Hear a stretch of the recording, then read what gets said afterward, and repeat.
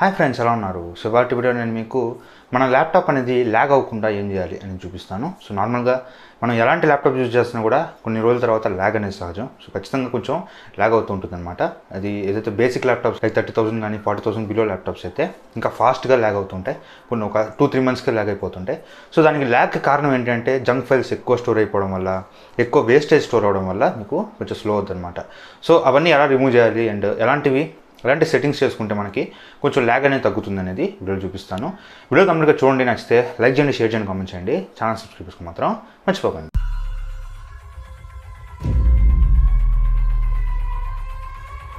ఈ వీడియో నేను మీకు ఒక 10 టిప్స్ అయితే చెప్తాను. సో ఇవన్నీ పాటిస్తే మాత్రం మీ ల్యాప్టాప్ అనేది కొంచెం ల్యాగ్ అనేది తగ్గే అవకాశం ఉందన్నమాట. ఫస్ట్ ఆఫ్ ఆల్ మీరు ఏం చేయాలంటే ఇక్కడ సెర్చ్ బార్లో స్టార్టప్ యాప్స్ అని సెర్చ్ చేయండి. స్టార్టప్ యాప్స్ అని సెర్చ్ చేయండి. ఇక్కడ మీకు ఒకటి ఓపెన్ అవుతుంది. సో దాన్ని ఓపెన్ చేయండి. సేమ్ మీరు విండోస్ 10 యూజ్ చేస్తున్నా, 11 యూజ్ చేస్తున్నా సేమ్ ప్రాసెస్ అనమాట.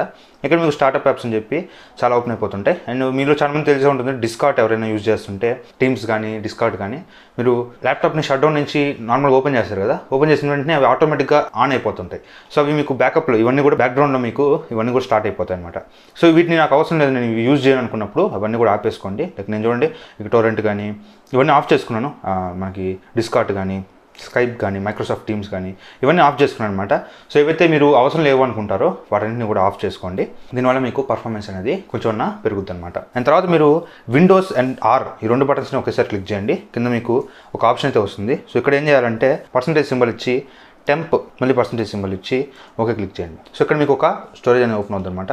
ఇక్కడ ఉండే ఐటమ్స్ అన్నీ కూడా మీరు డిలీట్ చేసేయండి. సో మ్యాక్సిమం మీకు ఇవన్నీ కూడా జంక్ ఫైల్స్ ఉంటాయి. సో డిలీట్ క్లిక్ చేసి మొత్తం ఇక్కడ ఉన్నవన్నీ కూడా డిలీట్ చేసుకోండి. సో ఇదంతా కూడా జంక్ ఫైల్స్ అనమాట. దాదాపు నా దగ్గర 100 MB ఏమో ఉంది. సో అవన్నీ కూడా డిలీట్ చేసుకోండి.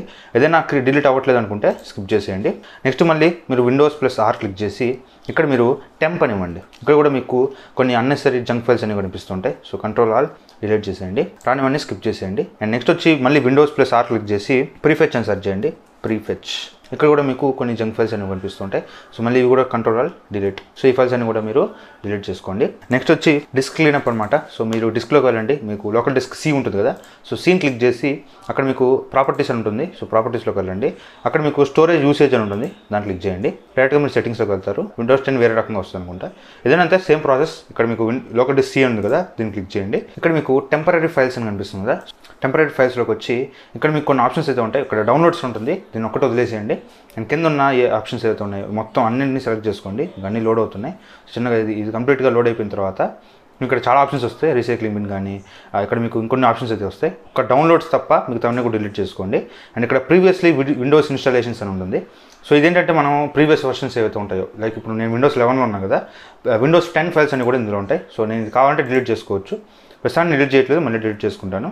రీసైక్లింగ్ బిన్తో సహా ఇవన్నీ కూడా సెలెక్ట్ చేసుకొని ఇక్కడ రిమూవ్ ఫైల్స్ క్లిక్ చేస్తే ఇవన్నీ కూడా డిలీట్ అయిపోతాయి. దాదాపు 2 GB అనేది మీకు స్పేస్ అనేది వస్తుంది అనమాట. సో నేను తర్వాత డిలీట్ చేస్తాను, ఎందుకంటే ఇప్పుడు డిలీట్ చేస్తా కూర్చుంటే మళ్ళీ రీస్టార్ట్ అడుగుద్ది. సో అప్పుడు ఇబ్బంది అవుద్ది. వీడియో అయిపోయినా డిలీట్ చేసుకుంటాను. దాని తర్వాత మీరు ఇక్కడ సెట్టింగ్స్లోకి వచ్చి ఇక్కడ యాప్స్లో మీకు ఇన్స్టాల్డ్ యాప్స్ అని ఉంటుంది. సో ఈ యాప్స్లో మనకి చాలా మన ల్యాప్టాప్లో ఉన్న యాప్స్ అన్నీ కూడా అనిపిస్తుంటాయి.